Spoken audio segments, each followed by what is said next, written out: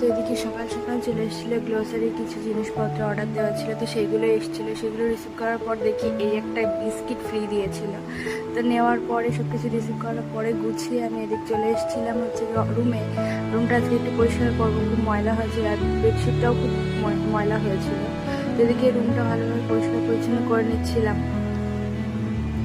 নেওয়ার পর এদিকে চলে যাবো আম্মুদের ঘরে। আম্মুদের ঘরের বেডশিটটাও আজকে চেঞ্জ করতে হতো। এদিকে আমি ভালোভাবে ঝেড়ে টেড়ে নিচ্ছিলাম, মুছে টুছে নিচ্ছিলাম।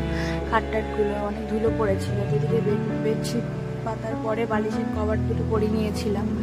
পরানোর পরে ভালোভাবে গুছিয়ে আম্মুদের রুমটা ভালোভাবে পরিষ্কার করে চলে গেছিলাম।